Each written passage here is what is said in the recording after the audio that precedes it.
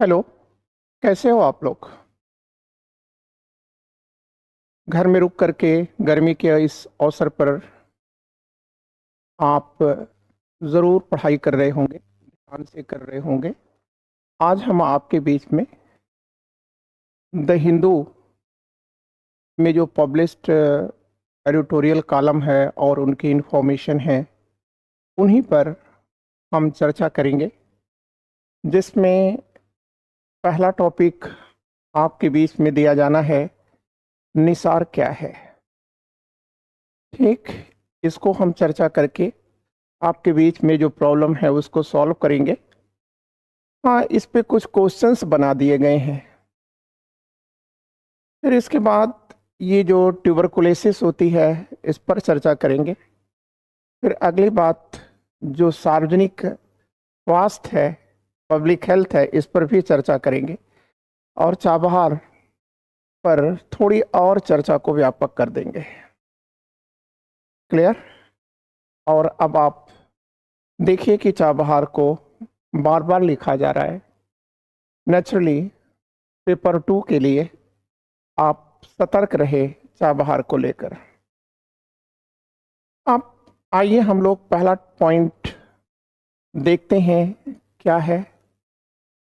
तो पहले पॉइंट को अगर आप ध्यान दें तो इसके अंदर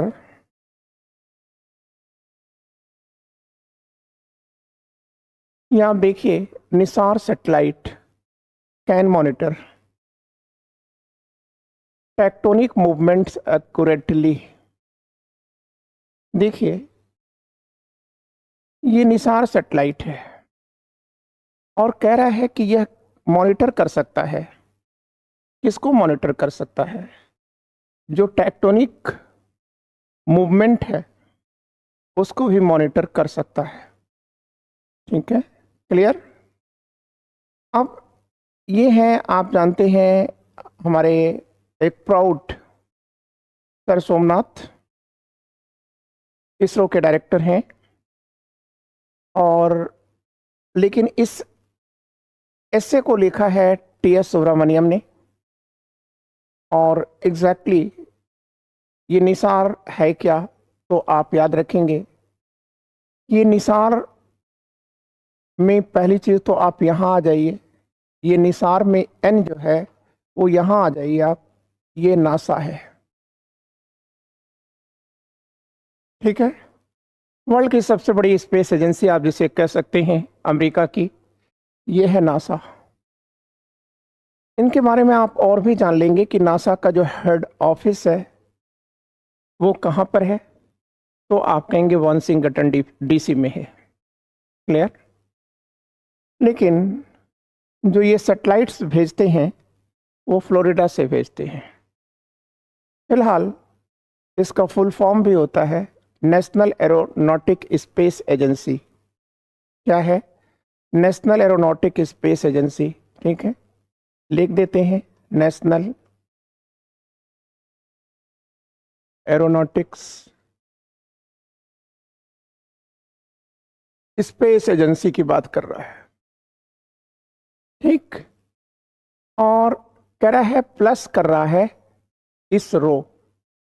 तो इसमें आप देख रहे हैं एन ले लिया नासा से और रो में इसरो में ओ छोड़ दिया और बन गया ये निसार। तो निसार क्या है? शब्द के दृष्टिकोण से भी देखें कि निसार क्या है, तो आप कहेंगे दो स्पेस जो एजेंसियां हैं, एक इंडिया की और दूसरा यूएस की, इन दोनों का मिलन है, दोनों के शब्दों का मिलन है। अब एक बात याद रखिएगा, जब दोनों के शब्दों का मिलन है तो जाहिर सी बात है कि जो सैटेलाइट बन रही है उसके सिस्टम का भी मिलन है। ठीक है, मतलब इन्होंने बांट लिया है कि भाई कुछ काम आप कर लो, कुछ काम हम कर लेते हैं। ठीक है, लेकिन आकाश में हम जब इसको डालेंगे, अंतरिक्ष में इसे डालेंगे, तो इंडिया की धरती से डालेंगे। क्लियर? और इंडिया की धरती में हम कहाँ से डालेंगे? तो श्री हरिकोटा रेंज से डालेंगे। सतीश धवन जो हमारी स्पेस सेंटर है वहीं से डालेंगे। क्लियर? तो आपने ये निसार शब्द को फाइनल कर लिया, इसरो को फाइनल कर दिया। ठीक है, फुल फॉर्म भी हमने आपको इंडियन स्पेस रिसर्च ऑर्गेनाइजेशन, तो इसकी ऑफिस वाशिंगटन में बताया और इसका जो मुख्यालय है वो बेंगलुरु में है। कहाँ पर है? बेंगलुरु के अंदर है। ठीक है, लेकिन ये कह रहा है कि निसार सैटेलाइट क्या है, तो कह रहा है कि it's a synthetic aperture radar. ठीक है, मतलब कह रहा है amid the hectic activity at the Indian Space Research Organisation ahead it's NISAR satellite launch the space docking, ठीक है, experiment this year end. Clear? अब ये कह रहा है the Gaganyaan mission, the Hindu spoke to ISRO chairman Somnath Chatterjee. ये देखिए जो सोमनाथ चटर्जी हैं, सॉरी सोमनाथ नॉट चटर्जी, ठीक है, सोमनाथ जी हैं। ठीक है, तो ये सोमनाथ जी जो हैं इस समय गगन जो हमारे यहाँ मिशन जा रहा है उसके जो है चीफ हैं।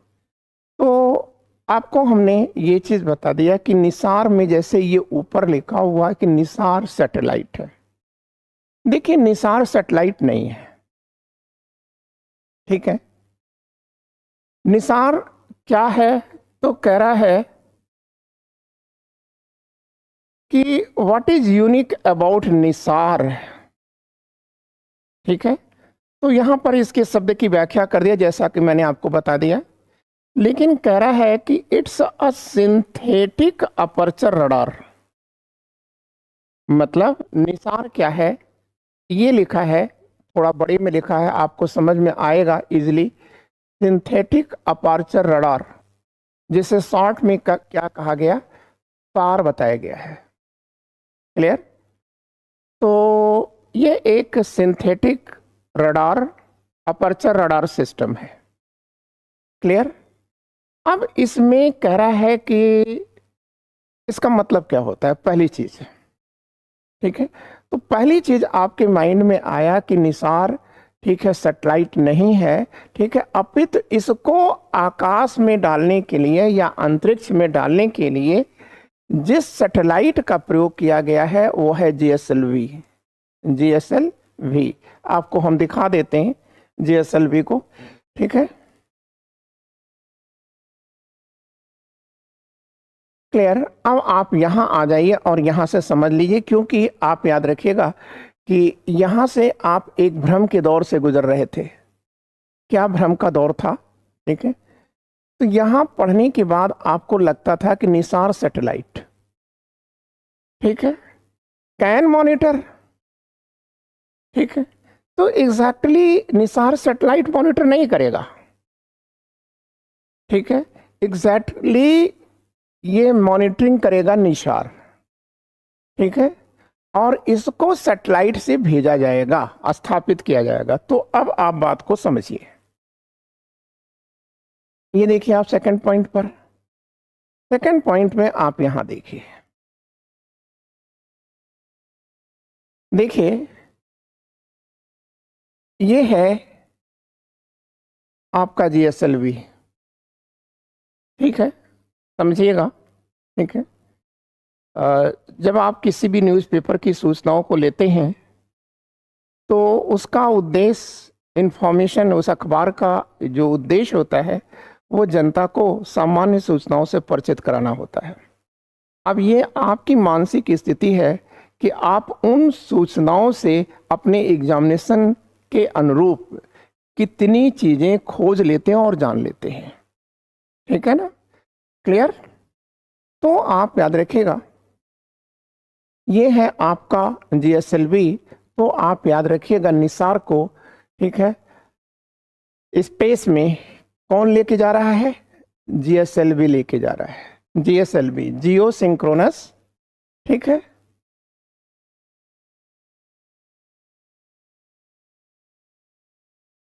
लॉन्च व्हीकल, जियो सिंक्रोनस लॉन्च व्हीकल, ठीक है। एक चीज आपने देखा। अब दूसरी बात आपको याद रखना है कि ये जो सैटेलाइट है यह इसको कहाँ स्थापित कर रहा है, स्पेस में किस ऑर्बिट में स्थापित कर रहा है, ठीक है। तो आप कह सकते हो, ठीक है, कि सर लो ऑर्बिट में स्थापित कर रहा है, ठीक है, क्लियर। मान लो लो ऑर्बिट अगर आपके पास अल्टरनेट में नहीं है तो आप कह सकते हो कि सर पोलर ऑर्बिट में स्थापित कर रहा है, ये करेगा। अब निसार एग्जैक्टली है क्या? देखो निसार ये बना हुआ है, ये है निसार, और यह तो आकाश में जाएगा नहीं ऐसे, इसको ले जाने के लिए भाई कोई ना कोई साधन चाहिए ना। आप दिल्ली चले जाते हैं तो दिल्ली कैसे जाते हैं? किसी माध्यम से जाते हैं ना। तो अब ये जो निसार है ना, निसार को ले जाने का यह वाहन है, क्लियर। ये कहां पर इसको रखेगा? तो आप कह देना कि सर लो ऑर्बिट में रखेगा, ठीक है। कितने दिन रखेगा? तो कहना 3 साल के लिए रखेगा, क्लियर हो गया। अब ये चीज देखो, इसमें ये तो आपने देख लिया। अब इसके बाद एक बात आपको और याद रखनी है। क्या बात याद रखनी है? वो ये कहना है कि L बैंड सार और S बैंड सार, ठीक है, क्लियर। तो आप ये 3 चीजें जरूर याद रखना, ठीक है। 3 चीजें। पहली चीज L बैंड सौर, ठीक है, ये कौन बना रहा है? US बना रहा है या नासा बना रहा है? नासा। और S बैंड ये इसरो बना रहा है या इंडिया बना रहा है, ठीक है, क्लियर। अब एक चीज आप याद रखिएगा, और इसे भेजेगा कौन? इसे भेजेगा कौन? स्पेस में डालेगा कौन? इंडिया डालेगा। कहां से डालेगा? तो आप कहना कि सतीश धवन श्रीहरिकोटा रेंज से इसको स्पेस में डाला जाएगा। फिर कह रहा है कि इस रडार का एंटीना कौन बना रहा है, ठीक है। तो आप कहेंगे कि सर सब नासा बना रहा है, ठीक है। अच्छा, अब ये देखिए, यहां तक आपने जान लिया, ठीक है। और यहां आपको, ठीक है, क्लियर। अब यहां देखिए लिखा है, ये हमने लिख भी दिया है, लो अर्थ ऑर्बिट में इसको या LEO में स्थापित किया जाएगा, ठीक है। कहां से स्थापित किया जाएगा? Satish Dhawan space centre into, ठीक है, नियर पोलर ऑर्बिट, ठीक है, सतीश धवन से ही स्थापित किया जाएगा, ठीक है। आपने ये चीजें देख लिया, ये चीजें समझ में आ गई आपको। अब इसके बाद आपको अगला पॉइंट क्या देखना है? अगली बात आपको जो करनी है वो ये समझना है, इसके अंदर फिर से कुछ चीजें देखनी है, क्लियर। और वो क्या है कि ये कह रहा है कि जो आप सार पढ़ रहे हो बार बार, इसका मतलब क्या हुआ, ठीक है। तो कह रहा है कि सार का मतलब तो सर ये लिखा है सिंथेटिक अपर्चर रडार, लेकिन ये आपको समझ में नहीं आ रहा है कि ये क्या है। तो आप कहेंगे कि सर ये हाई रिजोल्यूशन की फोटो लेने की या इमेज लेने की, ठीक है सर, एक सिस्टम है ये, ठीक है। और इसमें कौन सी वेव का प्रयोग होता है? इलेक्ट्रोमैग्नेटिक वेव का होता है, ठीक है, इलेक्ट्रोमैग्नेटिक वेव का होता है। लेकिन मान लो कि ये विकल्प आपको न दिया हो तो आप कह देना माइक्रोवेव्स का प्रयोग होता है सर, माइक्रोवेव का प्रयोग होता है, क्लियर। आपके मोबाइल में इंफॉर्मेशन कैसे आती हैं और जाती हैं? रेडियो वेव से आती हैं। रेडियो वेव भी क्या है? इलेक्ट्रोमैग्नेटिक वेव से। फिर कह रहा है कि सार is a powerful and advance radar system, ठीक है। सार जो है एक बहुत पावरफुल है और रडार सिस्टम है, that provides more extensive high resolution image compare to the traditional radar. मतलब ये इतना स्ट्रांग है कि जो हमारे पुराने या परंपरागत रडार हैं उसकी तुलना में बहुत हाई है। ठीक है, तो एग्जैक्टली कह रहा है कि it is man feature is the synthetic aperture. ये जो सार जा रहा है ना, इसमें सबसे जो अलग है, दूसरों से अलग कर रहा है। भाई क्यों भेज रहे हैं आप, कुछ तो अलग होगा तभी तो भेज रहे हैं, नहीं तो है तो बहुत। तो कह रहा है कि नहीं सर, इसमें एक स्पेशल फीचर है और वो है सिंथेटिक अपर्चर टेक्निक। ठीक है, अब कह रहा है कि ये सिंथेटिक अपर्चर टेक्निक करती क्या है। तो आप देखोगे कि छोटे एंटीना रखने के बावजूद भी यह वह कार्य करता है जो बड़ा सा बड़ा एंटीना रखने वाला रडार नहीं कर पाता। ठीक है, radar radio detecting and range. ठीक है, मतलब radio waves, radio detecting and range, तो मतलब वेव को भेजेगा। ठीक है, अब ये जो वेव जाएगी किसी लक्ष्य से टकराएगी, टकराने के बाद वापस आएगी। तो जब वापस आएगी तो अपनी इमेज जो है, ठीक है, अपने साथ इमेज लेकर आएगी और उसे सीधे स्क्रीन पर दिखा देगी। अब आप उसका जो प्रयोग करना चाहिए, सदुपयोग करना है सदुपयोग करिए, दुरुपयोग करना है दुरुपयोग करिए। ठीक है, अगर कोई दुश्मन की फाइटर जा रहा है तो आप इमीडिएट उसे लेजर फेंक करके और इमीडिएट गिरा दीजिए। ठीक है, तो आपने ये चीज देखा। अब कह रहा है कि ये जो सिस्टम है कौन सा, ठीक है, सार में जो ये सिस्टम लगा हुआ है वो कह रहा है कि it's work day and night.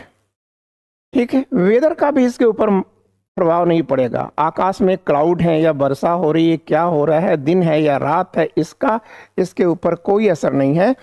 आप पे तो ये सबकी फोटो ले करके और डाल देगा। फिर कह रहा है कि इसको भेज क्यों रहे हो आप। ठीक है, अगर आप इसे अंतरिक्ष में भेज रहे हो, इतने पैसे खर्च कर रहे हो, ठीक है, मतलब कम से कम आप समझ लीजिए कि 150 मिलियन तो इसके भेजने में लग जाएगा। जो थ्रस्ट जहां से करेंगे हरिकोटा से, वहां लग जाएगा।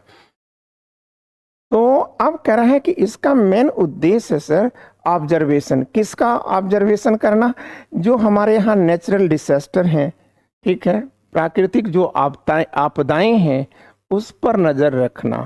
ठीक है, सेकंड चीज ये है कि मिलिट्री पर्पस से भी इसका प्रयोग करना। ठीक है, कि सेना कहाँ है, किधर है, ठीक है, दुश्मन के बारे में, दुश्मन की गतिविधियों के बारे में जानना। ठीक है, फिर कह रहा है कि इसका वेट क्या है, तो कह रहा है कि यह 2800 किलोग्राम्स का है। ठीक है, और इसके अंदर जो है एल बैंड और S band synthetic aperture radar यह मौजूद है।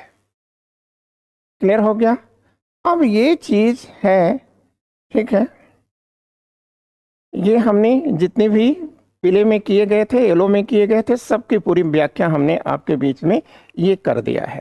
ठीक है, अब आइए थोड़ी सी अगली बातें भी कर लेते हैं। हाँ, इसमें एक चीज याद रखिएगा, इसमें एक क्वेश्चन पूछा गया है किससे, एस स्वामीनाथ से, कि sir you said it's radar can penetrate the ground, can they locate buried archaeological site. जब इनसे पूछा गया तो इन्होंने बताया कि देखिए इतना ही स्ट्रॉन्ग रडार सिस्टम है कि पृथ्वी के अंदर घुस करके भी, ठीक है, वह सूचनाएं लेकर के और भेज देगा। क्लियर। तो फिर इनसे एक प्रश्न आया कि क्या यह जो आर्कियोलॉजिकल साइट्स हैं उसकी भी निगरानी कर लेगा, जो मिट्टी के नीचे दबे पड़े हुए हैं उसकी भी निगरानी कर लेगा। तो इन्होंने कहा नहीं, ऐसा वो नहीं कर सकता। ठीक है, क्लियर। तो ये चीजें आपके बीच में आ गई हैं। ठीक है, और यहाँ पर कोई मतलब आपकी चीज की नहीं है। ठीक है, आगे चलिए। अब अगर हम आगे चलें तो देखिए इस पर कुछ क्वेश्चन हमने बना दिया है ताकि आपकी हेल्प होती रहे। देखिए ये तो आप कर लेंगे, what does Nisar stand for. ठीक है, तो ये कह रहा है कि साहब निसार क्या है, तो आप कहेंगे नासा और इसरो का सिंथेटिक अपर्चर रडार है सर। ठीक है ना। तो ये तो आपने सही कर लिया। फिर कह रहा है कि what is the primary purpose of Nisar mission. Nisar mission का प्राथमिक उद्देश्य क्या है? ठीक है, तो इसका आंसर है टू मॉनिटर अर्थ चेंज। पृथ्वी पर जो भी परिवर्तन हो रहे हैं, ठीक है, नेचुरल डिजास्टर आ रहे हैं, ठीक है, और उसका जो इकोसिस्टम है वह क्या बदल रहा है, आइस मास की जो बर्फ जमी हुई है उस पर क्या आ रहा है, असर आ रहा है, और नेचुरल हैजर्ड्स भी बता दिया था पहले से ही, इसका अध्ययन करेगा ये। ठीक है, फिर अगली चीजें भी हैं, कुछ क्वेश्चंस यहाँ से निकल के आ रहे हैं। तो ये चीज देखिए, which type of radar technology does Nisar use. Nisar किसका प्रयोग कर रहा है, मतलब किस प्रकार की टेक्नोलॉजी का प्रयोग कर रहा है। तो यहाँ पर देखिए X band and C band ये तो होगा ही नहीं, ठीक है, एस बैंड एक्स बैंड ये भी नहीं होगा।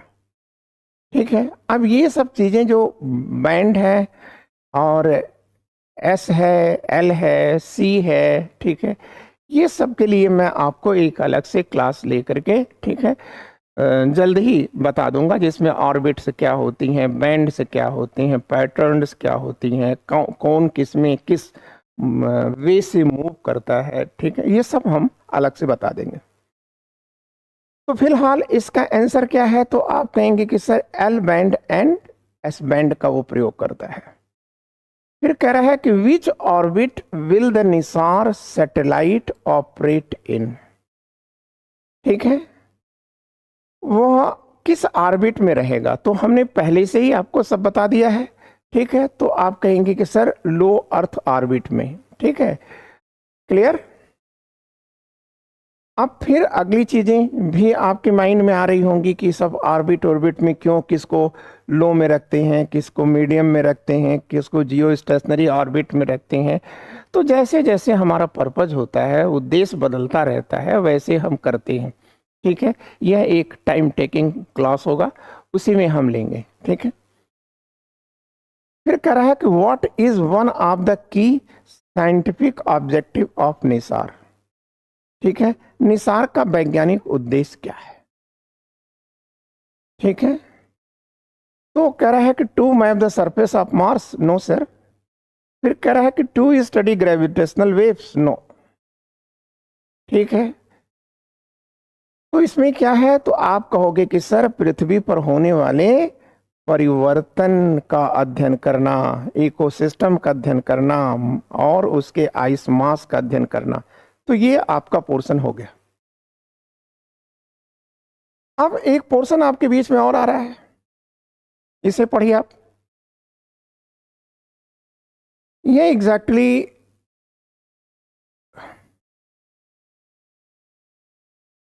कह रहा है एक्स्ट्रा पल्मोनरी टीबी। भाई ट्यूबरकुलोसिस, यक्षमा या तपेदिक रोग को सभी जानते हैं, लेकिन यहां कह रहा है एक शब्द जोड़ दिया, एक्स्ट्रा।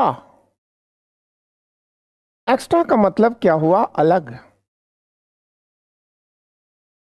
इसका मतलब जो चीज आप नहीं जानते हो उसकी वो बात कर रहा है। ठीक है, अब टीबी कहने से लोगों को एक बात का ज्ञान हो जाता है, डॉक्टर भी यही करता है, डॉक्टर भी स्पेशलिस्ट नहीं है, ये सब लिख रहा है, हम नहीं कह रहे हैं ये सब चीज। ठीक है, इसका कहना है कि लोग केवल मान के चलते हैं कि ये जो है लंग्स टीबी ही होती है। कहता है नहीं, इसके अतिरिक्त आई टीबी भी होती है, ब्रेन टीबी भी होती है, ठीक है, इंटेस्टाइन टीबी भी होती है, स्किन टीबी भी होती है, और ठीक है बोन टीबी भी होती है। ठीक है, तो वो कह रहा है कि ये सभी एक्स्ट्रा पल्मोनरी टीबी है, पल्मोनरी टीबी के अतिरिक्त भी हैं। क्लियर। तो कहता है कि लेकिन हम किसका ट्रीटमेंट करते हैं? टीबी का मतलब जब आता है तो लंग्स टीबी की बात करके हम ट्रीटमेंट कर देते हैं, और 6 महीने के बाद हम ये बोल देते हैं वो क्योर हो गया। क्या वास्तव में वो क्योर हो जाता है, या वह किसी अन्य अंग में भी है? ठीक है, तो इसी पर यह चर्चा है पूरी की पूरी। पहली चीज, अमूमन अगर आपसे अभी भी पूछा जाए कि भाई टीबी कैसे होता है, ठीक है, तो खैर इन्होंने भी एक ही चीज बताया है, लेकिन ऐसा नहीं है कि इन्होंने संकेत दे दिया है। तो अमूमन आपसे पूछा जाए टीबी किस बैक्टीरिया से होती है, पहली चीज तो आप याद रखिएगा बैक्टीरियल डिजीज है, नॉट अ वायरल डिजीज। ठीक है, मतलब क्योरेबल डिजीज है। ठीक है, तो अमूमन आप जानते हैं एक बैक्टीरिया का नाम, माइक्रोबैक्टीरियम ट्यूबरकुलोसिस। ठीक है ना, इसी से टीबी होता है, तपेदिक या यक्ष्मा रोग होता है। लेकिन यहां पे कह रहा है कि अदर रिलेटेड बैक्टीरिया इन भी हैं जो टीबी उत्पन्न करते हैं। तो उनमें से क्या करा है, एम कांसाई, माइक्रोबैक्टीरियम कांसाई, ठीक है, से भी टीबी होती है। फिर करा माइक्रोबैक्टीरियम फोर्टियम से भी होता है। ठीक है, फिर माइक्रोबैक्टीरियम मैरिनम से भी होता है। ठीक है, और माइकोबैक्टीरियम अल्सरेंस से भी होता है। फिर कह रहा है कैन आल्सो कॉज ट्यूबरकुलोसिस लिम्फोडेनिटिस। ठीक है, अब लिम्फोडेनिटिस की बात कर रहा है, मतलब लिम्फ जो टीबी है, मतलब ये जो लंग्स की टीबी है, इस टीबी से अतिरिक्त जो टीबी है वो है लिम्फोडेनिटिस। तो उसमें इनके कारण होती है। ठीक है, इतनी चीजें आपने यहां समझ लिया। यह लंग्स बनाया गया है, ये राइट लंग्स है, ये लेफ्ट लंग्स है। और आपका दिल कहाँ रहता है, तो आप कहोगे कि सर इन दोनों के बीच में रहता है। ठीक है, लेकिन एक बात आप और याद रखना कि ये पूरा सिस्टम चेस्ट कैविटी में रहता है। ठीक है, क्लियर। लेकिन अगर आपसे ये पूछ दिया जाए कि हमारा लंग्स किस में रहता है, तो आप कहोगे कि सर थोरेसिक कैविटी में रहता है। किस में? थोरेसिक कैविटी में रहता है ये।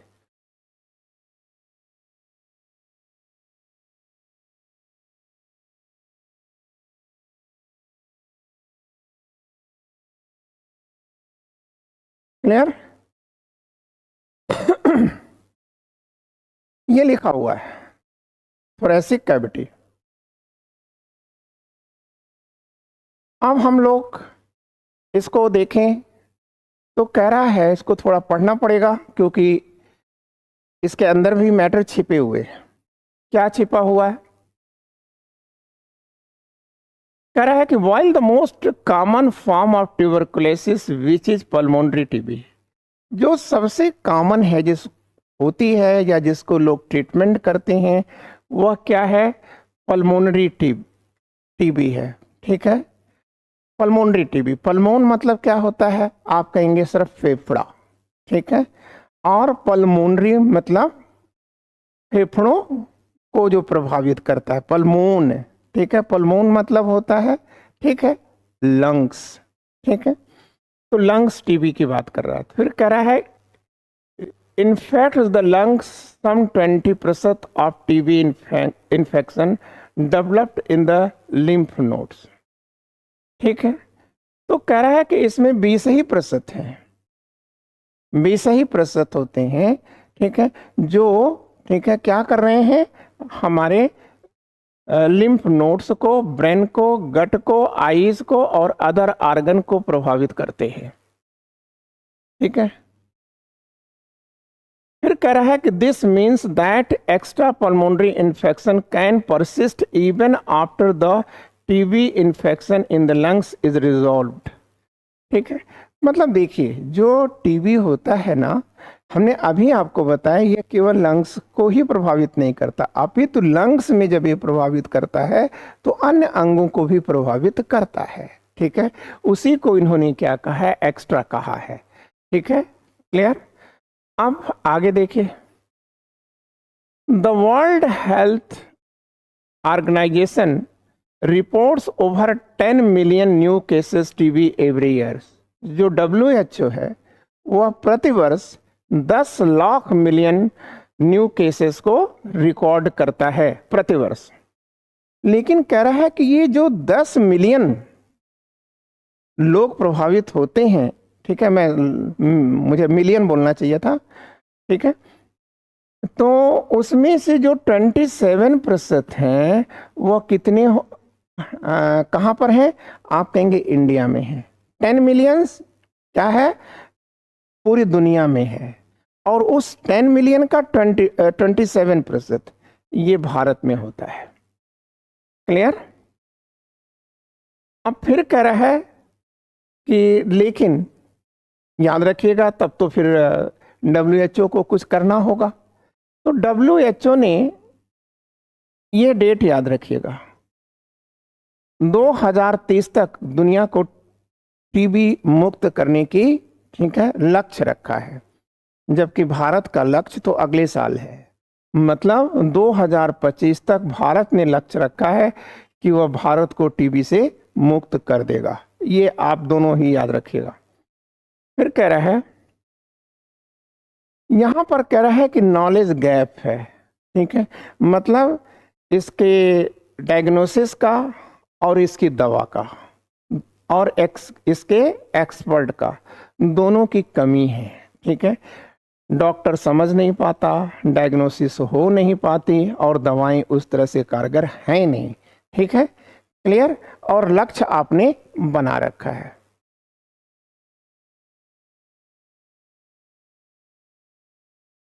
क्लियर। ठीक है, सारा मैटर हमने आपको बता दिया है। इसमें पूरी जो समरी है वो सब हमने आपके बीच में शेयर कर दी।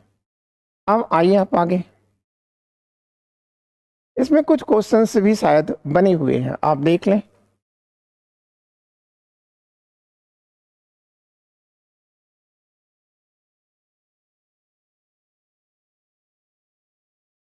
तो कह रहा है कि what is the primary mode of transmission for tuberculosis.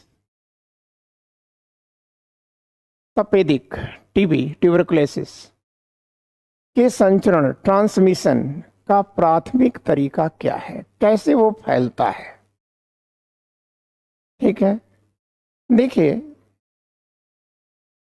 जो अन्य भाग है जैसे बोन टीबी है, इंटेस्टाइन टीबी है, ये स्किन टीबी है, ये तो भाई फैलेगा नहीं। जो फैलने वाली टीबी होती है वो होती है पल्मोन टीबी या लंग्स की टीबी। ठीक है, तो लंग्स की जो टीबी है यह हवाओं से फैलती है।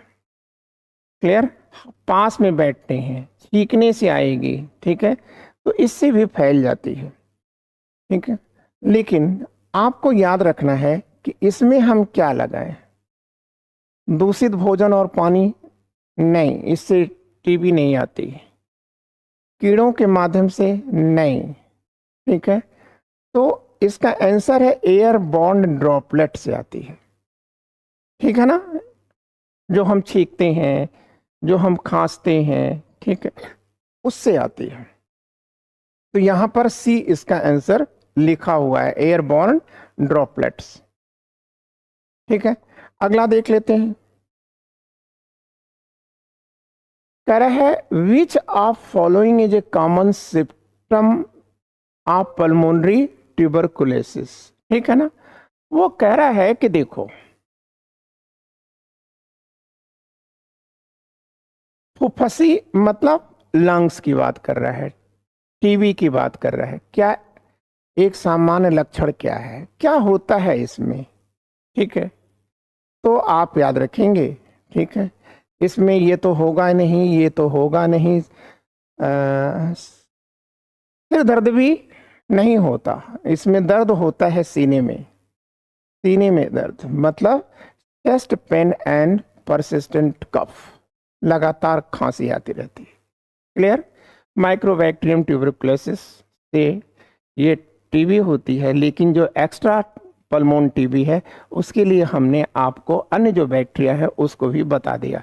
अब देखिए आपकी नज़रें कहाँ होनी चाहिए, वो जो बताए गए हैं अन्य बैक्टीरियाज उसको आप ज़रूर याद रखिएगा, क्योंकि उसमें जो अल्टरनेट्स बनाएगा तो उसमें वो डाल देगा और पूछेगा मतलब ऊपर में दिए गए में से कौन से टीबी को नहीं फैलाते, ठीक है, या फैलाते हैं। ठीक है, अब अगला क्वेश्चन देखिए। अगला क्वेश्चन भी हेल्थ से ही जुड़ा हुआ है, ठीक है, लेकिन इसमें जरा आप एक चीज देखिए, समझने की कोशिश करिएगा। कह रहा है कि जो पब्लिक हेल्थ है उसमें राज्य और केंद्र, ठीक है, कौन स्पेंडिंग ज्यादा कर रहा है, कौन करता है, ठीक है ना? तो आप कहोगे कि सर स्टेट कर रहा है। करना किसे चाहिए? सेंटर से को करना चाहिए, लेकिन कर कौन रहा है? स्टेट कर रहा है, ठीक है। और हमने आपको शुरू में बताया था कि भारत में जो स्टेट है ना, यह पंगु बना दिए गए हैं, ठीक है। यहाँ पर फाइनेंशियली जो है यह पूरे के पूरे सेंटर पर अवलंबित है, ठीक है। इसलिए यहाँ पर वही चीज सेंटर को दोषी ठहराएगा, ठीक है। तो यहाँ पर आप देखिए, कह रहा है कि public spending on health in India has historically remained low, ठीक है। मतलब कह रहा है कि पब्लिक जो हेल्थ पर खर्च किए जाते हैं धन, वह भारत में बहुत पहले से ही केंद्र की रुचि नहीं रही है, ठीक है। अब कह रहा है कि रिसेंटली मेनी थिंक टैंक्स, मतलब विचारवान लोग, थिंक टैंक मतलब विचारवान लोग, claimed that India, which has always spent a little more than 1% of GDP, कह रहा है कि जो भारत के बुद्धिजीवी वर्ग है, थिंक टैंक हैं, उनका ये कहना है कि इंडिया जो है हेल्थ पर जो पैसा खर्च करता है वह कितना खर्च करता रहा है? तो कह रहा है 1%। आप नोट करते रहिएगा, ठीक है, क्योंकि अच्छा होगा जब आप अभी पढ़ रहे हैं तो अभी इसको लिखते चले जाएंगे, ठीक है। क्विकली हम इस व्यवस्था में हैं कि हम लाइव हो जाएं आपके बीच, ठीक है, तो उससे आपको ज़्यादा ही फायदा होगा, आप पूछ भी सकेंगे। फिर कह रहा है कि लेकिन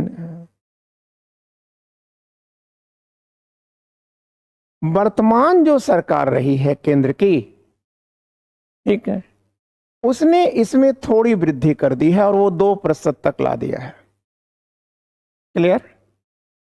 फिर कह रहा है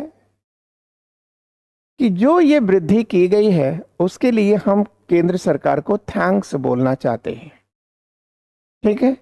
फिर ये चीज दूसरे देशों से तुलना कर रहा है।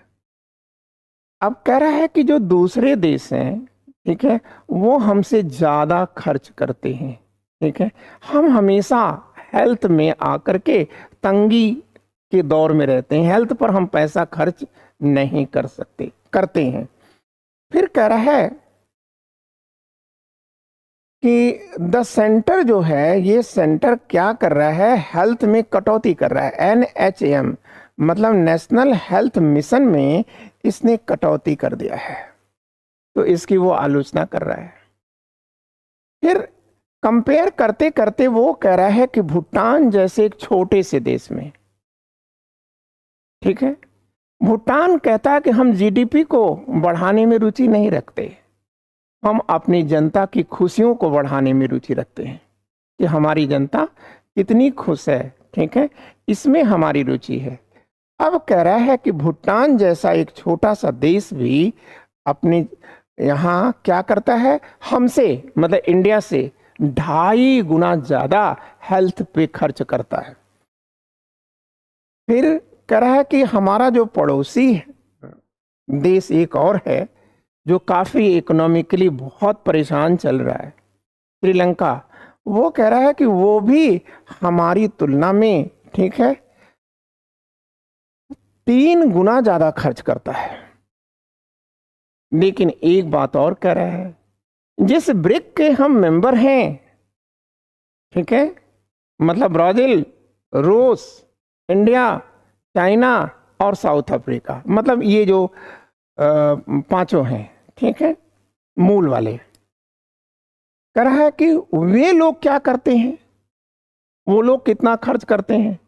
तो आप याद रखिए, कोई कंट्री ऐसा नहीं है इनमें से जो हेल्थ पर हमसे 10 या 15 गुना ज्यादा खर्च न करता हो। ठीक है, ये चीजें हैं और ये चार्ट में उन्होंने इसी बात को दिखलाया है। क्लियर? आगे चलिए।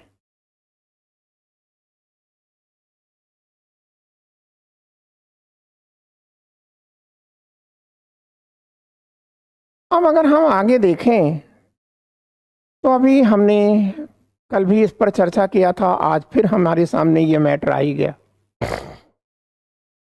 देखिए, जो चाबहार पोर्ट इंडिया डेवलप कर रहा है, पहली चीज आप याद रखिएगा, उसके बारे में वो कह रहा है कि उस पर प्रतिबंध लग सकता है, प्रतिबंध का रिस्क है यहाँ।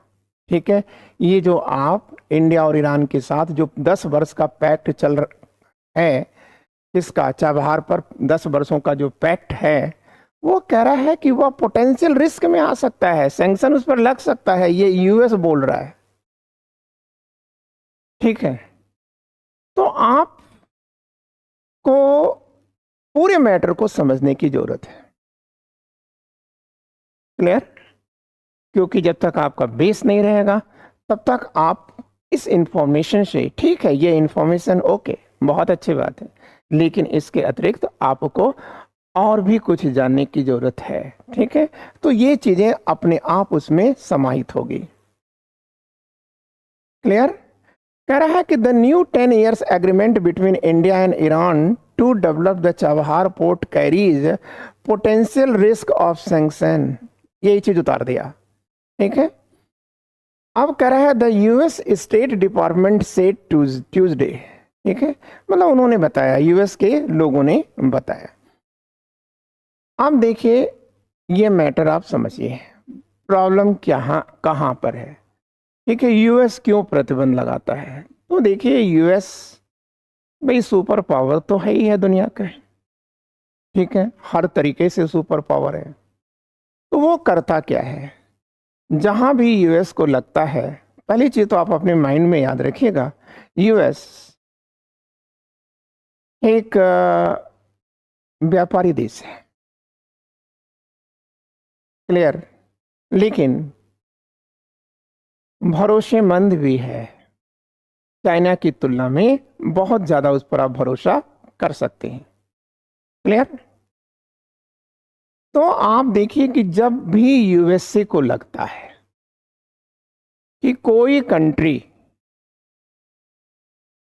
उसके हितों के विरुद्ध कार्य कर रहा है, ठीक है, या उसे लगता है कि इस कंट्री के इस कार्य करने से जो वर्ल्ड ऑर्डर है, ठीक है, या आप कह सकते हैं कि वर्ल्ड पीस एंड कॉलमिटी है, ठीक है, शांति और सुव्यवस्था है, ठीक है, अगर वो नष्ट होगी, ठीक है, या होने के चांसेस हैं, तो वह वहां पर प्रतिबंध, उस कंट्री पर प्रतिबंध लगा देता है। ठीक है, क्लियर? ये तो आपको समझ में आ गया होगा। ठीक है, और कोई भी करता है, ऐसा नहीं कि आप यूएस के ही लोग करते हैं, आपके साथ भी होगा, आप भी यही करेंगे, लेकिन बस थोड़ा सा अलग कैसे हो रहा है। ठीक है, तो ईरान की जो गतिविधियां हैं वो क्या है? ठीक है, जाहिर सी बात है कि वो न्यूक्लियर वेपन बनाने की दिशा में तेज गति से आगे बढ़ रहा है। तो जब यूएसए ने कहा कि भाई ठीक है आप ऐसा ना करो, तो उसने कहा हम कहाँ कर रहे हैं, उसने कहा जांच कराओ, उसने जांच कराने से मना कर दिया अपने लैब का। ठीक है, बाद में वो बिना से जांच कराने के तैयार हुआ था। ठीक है, बिना क्यों? क्योंकि यहीं पर है इंटरनेशनल एटॉमिक एजेंसी। ठीक है, तो आप याद रखिएगा, लेकिन इसके बावजूद ईरान और यूएस के जो रिलेशन है वो अच्छे नहीं है। तो यूएस के रिलेशन 3 लोगों से नहीं अच्छे हैं। एक तो ईरान से नहीं है, दूसरा रूस से भी नहीं है, और तीसरा एक और देश है नॉर्थ कोरिया, वो भी कम्युनिस्ट देश है। क्लियर? और रूस का सपोर्टर है, या आप कह सकते हैं कि रूस उसका सपोर्टर है। क्लियर? तो इन तीनों के साथ यूएस के रिलेशन अच्छे नहीं है। तो यूएस एक काम करता है कि जिससे उसका रिलेशन अच्छा नहीं है, ठीक है, उसके साथ अगर कोई दूसरा देश जुड़ता है तो वह उस दूसरे देश को मना करता है कि तुम भी मत जाओ। ठीक है, और अगर वो देश नहीं मानता है तो उस पर भी बैन लगा देता है। आप समझ गए? इंडिया से यूएस का कोई टेंशन नहीं है, और इंडिया एक ऐसा कंट्री है जिससे दुनिया के किसी देश को कोई प्रॉब्लम नहीं है। वो अलग की बात है कि हमारे पड़ोसी हमसे नाराज हैं। ठीक है, लेकिन हमारे पड़ोसी हमसे नाराज क्यों हैं? पड़ोसी इसलिए नहीं नाराज हैं क्योंकि हम गलत हैं। ठीक है, क्योंकि पड़ोसी किसी दूसरे देश के इशारे पर चल रहे हैं। कौन वो दूसरा देश है वो आप समझ चुके होंगे, चाइना। तो चाइना क्या है? एक एग्रेसिव और विस्तारवादी देश है। क्लियर? और वो करता क्या है? पहले दूसरे देश में वहां जाएगा, अपना एक रिलेशन डेवलप करेगा, और रिलेशन डेवलप करने के बाद क्या करेगा? उसे खूब उधार देना शुरू करेगा, पैसा देना शुरू करेगा। और यह जान करके वो पैसा देता है कि जो व्यक्ति अपनी व्यवस्था नहीं चला पा रहा है उसको हम इतना पैसा दे देंगे तो वो पैसा हमको चुकाएगा कैसे। ठीक है, जैसे बैंक से आप जब लोन लेने जाते हैं तो बैंक किस आधार पे आपको लोन सैंक्शन करता है? बैंक जांच करता है कि भाई ये पैसे को वापस कर पाने की स्थिति में है, और तभी वह लोन देता है, अन्यथा जितना आप देने की स्थिति में रहते हैं उतना ही देता है या मना कर देता है। तो चाइना भी तो जान रहा है। ठीक है, लेकिन एक बात आप याद रखिएगा, यदि आप बैंक का लोन नहीं चुका पाते हैं तो बैंक करेगा क्या? ठीक है, उसे अपना पैसा तो चाहिए, तो वो फिर क्या करता है कि कुछ एसेट्स को बेच करके, आपका कुछ एसेट्स बेच करके वो पैसे को निकालता है। चाइना भी यही कार्य करता है। ठीक है, अब जैसे चाइना ने क्या किया कि जितने भी देशों को दिया है, ठीक है, जब वो दे पाने की स्थिति में नहीं रह गए, उधारी दे पाने की स्थिति में नहीं रह गए, जैसे श्रीलंका, तो श्रीलंका में जब पहले तो खूब चीन ने दिया, लेकिन जब श्रीलंका देने की स्थिति में नहीं रहा तो उसने कहा कोई बात नहीं, ठीक है, तुम हमें अपना हम्बनटोटा जो पोर्ट है, बंदरगाह है, वही दे दो। ठीक है, पाकिस्तान की स्थिति कहाँ पहुंचा दिया उसने? ठीक है, श्रीलंका की पहुंचा दिया। इसी प्रकार से वो हर देश में, अफ्रीका के देशों में भी वह ये कार्य कर रहा है। ठीक है, तो इसलिए हमारे संबंध चीन के कारण बिगड़े हैं, नहीं अन्यथा हमारी किसी से कोई प्रॉब्लम नहीं है। दूसरी चीज, जो हमारे पड़ोसी राज्य हैं उनकी फॉरेन पॉलिसी शायद उस लेवल की नहीं है जो, ठीक है, सत्य को परिचित हो जाए, या परिचित होने के बावजूद अगर वो आंखें मूंदे हुए हैं तो अलग की बात है। तो अब हमारी बात हो रही थी कि अमेरिका करता क्या है। अमेरिका जो है अपने दुश्मन देशों के साथ दोस्ती रखने वालों को भी अपना दुश्मन मानने लगता है, और उसके ऊपर कोई न कोई प्रतिबंध लगा देता है। क्लियर? तो आप याद रखिएगा, इंडिया उसी दौर में है। ईरान से और यूएस के रिलेशन अच्छे नहीं है, ठीक, लेकिन इंडिया क्या कर रहा है? उसके साथ बंदरगाह विकसित कर रहा है। क्लियर, उसके साथ मतलब उसके डेवलपमेंट का काम कर रहा है। ठीक है, तो अब उसने कहा, ठीक है, किसने, यूएस ने, कि इंडिया जल्द ही काटसा 2 में सेंशन कर मतलब प्रतिबंधित कर दिया जाएगा। ठीक है, उसके ऊपर, ठीक है, ये प्रतिबंध लगा दिया जाएगा। तो ये काटसा तो है, समझ में आ रहा होगा। अब ये काटसा क्या है, पहले तो आप ये देखिए, उसके बाद 2 देखिएगा। एक्चुअल में काटसा है countering America's adversaries through sanction act. ठीक है, क्लियर, उसी का यह शॉर्ट फॉर्म है। ठीक है, और अमेरिका यह कब पारित करता है अपनी संसद में?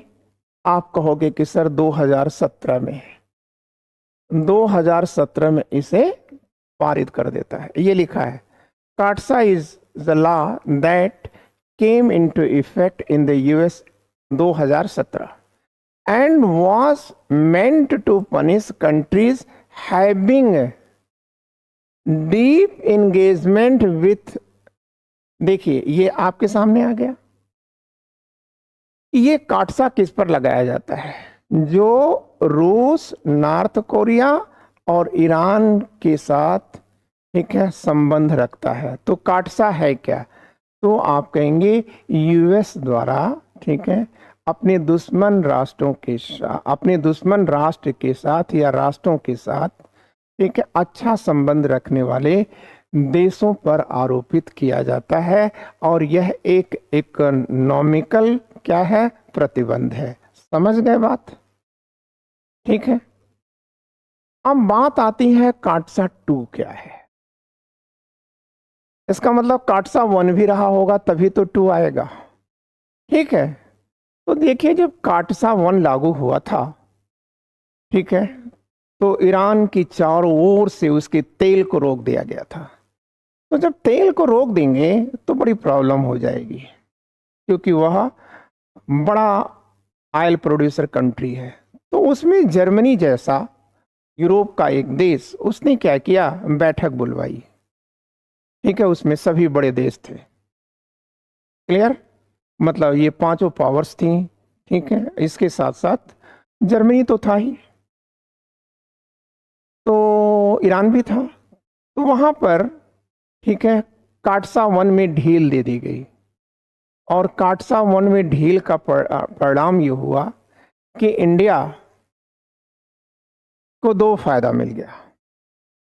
एक, वह रूस से S-400 को खरीद सकता था,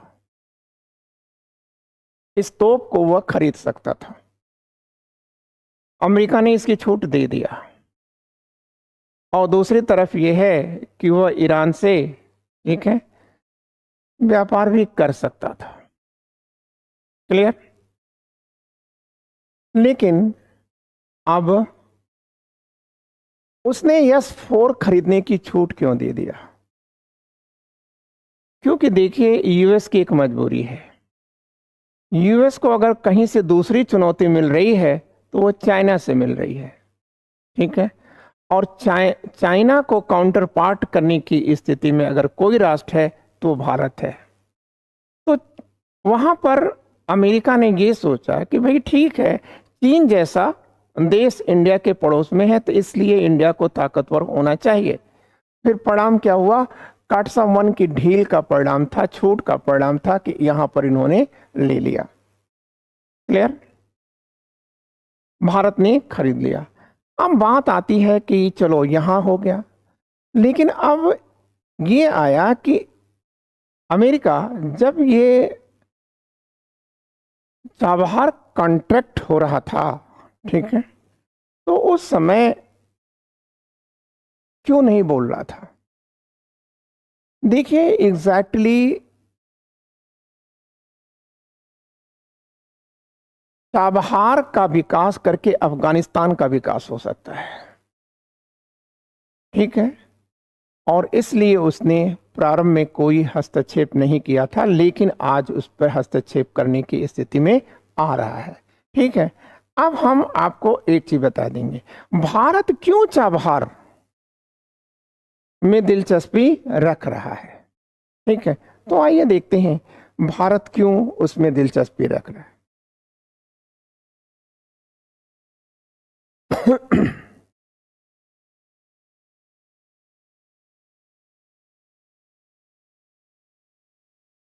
एक, भारत की दिलचस्पी का कारण क्या है। तो देखो, आप आप देख रहे हैं कि ये पाकिस्तान है, ये अफगानिस्तान है, और हमारी जो लोकेशन है वो हमारी लोकेशन ये चल रही है, ये हम चल रहे हैं। लेकिन आप याद रखिएगा, यहां तो पीओके आ जाता है ना। यहां एक बड़ा अच्छा सा क्वेश्चन आपके माइंड में बन रहा है। ठीक है, कि अफगानिस्तान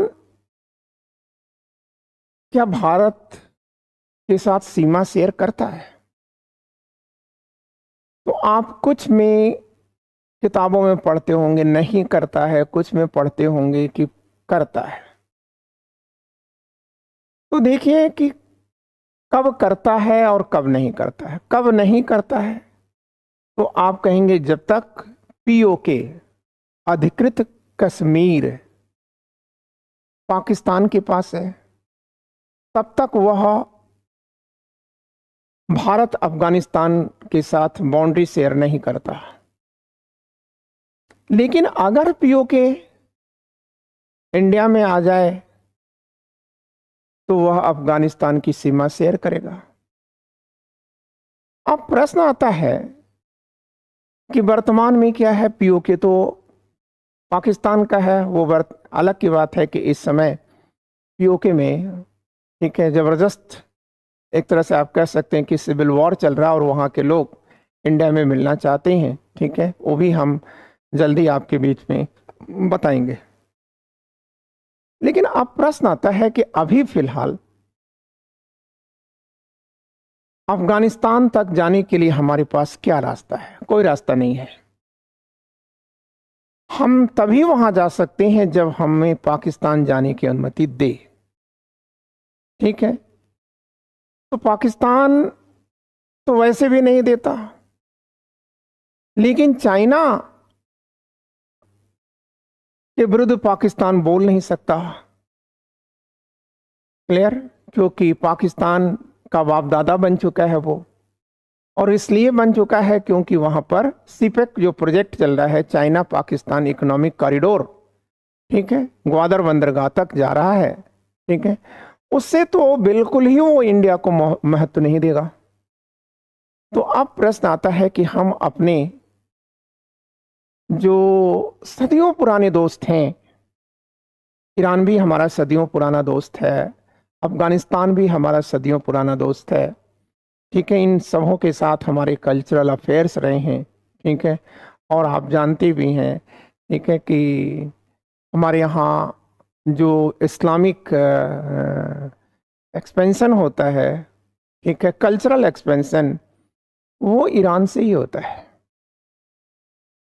सूफीज्म का जो कॉन्सेप्ट इंडिया में प्रवेश करता है ना, वो सूफीज्म के कॉन्सेप्ट का विचार जो है, सूफीज्म मतलब सूफीवाद, ठीक है, वो ईरान की धरती से ही आता है। क्लियर। तो अब आप याद रखिएगा, ईरान बेसिकली एक शिया देश है, और यही कारण है कि पूरे मिडिल ईस्ट में या वेस्ट एशिया में, ठीक है, ईरान को महत्व नहीं दिया जाता, क्योंकि सऊदी अरबिया क्या है, एक सुन्नी देश है। तो सऊदी अरबिया चाहता है कि जो इस्लामिक दुनिया है ना, उस इस्लामिक दुनिया पर उसका वर्चस्व स्थापित हो जाए।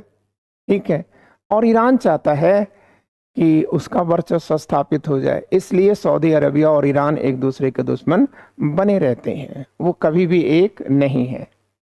क्लियर।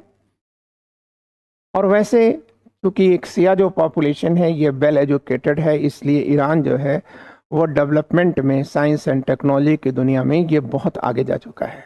ठीक है। और सेकंड चीज आप याद रखिएगा कि जो ईरान और इजराइल का इशू है उसमें भी कहीं ना कहीं अमेरिका शामिल है। एक्चुअल में इजराइल और ईरान दोनों ये चाहते हैं कि वो मिडिल ईस्ट में कौन बॉस होगा। इजराइल चाहता है कि मैं बनूंगा, ईरान चाहता है मैं बनूंगा। ठीक है। तो अब यूएस क्या करता है? यूएस ईरान का पक्ष नहीं लेना चाहता। ठीक है। तो यूएस अपने दोस्त इजराइल के साथ और दूसरे दोस्त सऊदी अरब के साथ हमेशा खड़ा रहता है। ये चीजें भी आपके माइंड में समझ में आ गया। तो अब बात आई कि हम अफगानिस्तान तक कैसे जाएंगे। तो देखिए ये एक शिप दिखाई जा रही है जो आप कांडला से या यहां से आप उठा लीजिए, चाहे आप मुंबई से उठा लीजिए। ठीक है। ये देखिए जा रहा है। तो यहां पर आप देखेंगे ये वाला जो हिस्सा आप देख रहे हैं ये है पाकिस्तान का ग्वादर बंदरगाह, और यही जो ग्वादर बंदरगाह है यहीं से चल रहा है कौन सा, आप कहेंगे चाइना पाकिस्तान इकोनॉमिक कॉरिडोर, यहां जा रहा है। ये इधर जाकर के सीधे कासगर को चला जाएगा। चीन के कासगर से ये निकल करके आ रहा है। ठीक है। अब ये देखिए, तो अब जाहिर सी बात है कि यहां पर चीन बैठ गया, तो जब यहां पर चीन बैठ गया तो इंडिया की सिक्योरिटी क्या हो रही है? ये लैप्स कर रही है। तो अब इंडिया करेगा क्या कि एक अफगानिस्तान तक जाने के लिए और दूसरी तरफ चाइना को काउंटर पार्ट करने के लिए। ठीक है। वो करना क्या चाहेगा? ये ईरान है, ये ईरान, ये सब देखिए लिखा हुआ है ईरान। तो यहां पर ठीक है एक चीज देखिएगा, ये जो पाकिस्तान देखे ना, यहां पाकिस्तान का बलूचिस्तान प्रांत है और यहीं पर ईरान का भी बलूचिस्तान प्रांत है, सिस्तान भी है, बलूचिस्तान भी है। और ये जो आप तट देख रहे हो ना, ये जो तट, यही मकरान का तट है, मकरान का तट। ठीक है। मोहम्मद बिन कासिम, ठीक है, इसी मकरान के तट से एंटर करता है, आता है भारत में। ठीक है। तो ये जो मकरान का तट है, इसी मकरान के तट पर स्थित है चाबहार। ठीक है। तो ये जो चाबहार है ना, इसी चाबहार में अगर इंडिया पहुंच जाता है तो इससे इंडिया को दो फायदा होगा। एक, आप ये देखिए, ये जो एरो करके दिखाया जा रहा है, ये मोटे में दिखा रहा है, कहता है कि चाबहार में जब इंडिया पहुंच जाएगा तो फिर क्या है, जहीदान पहुंच जाएगा। ये है जहीदान, सॉरी यहाँ गलत बन गया है, ये यहाँ है जहीदान। ठीक है। इसको ये गलत है। ठीक है। ये पाकिस्तान में इंटर कर गया, नहीं पाकिस्तान में नहीं इंटर करेगा ये आप इसको यहां से बनाइए, ये जा रहा है, ये आएगा, जरांज होते हुए ये काबुल पहुंचेगा। ठीक है। ये रॉन्ग है। क्लियर? तो छोड़िए उस मैप को, आप यहां से देखिए। ठीक है। और काबुल पहुंचेगा कहाँ? जरांज होकर के जहीदान में इंटर करेगा और फिर ये जरांज होकर के ये काबुल में पहुंच जाएगा। ठीक है। क्लियर? तो इसका मतलब क्या है कि उसे पाकिस्तान में इंटर करने की जरूरत ही नहीं है।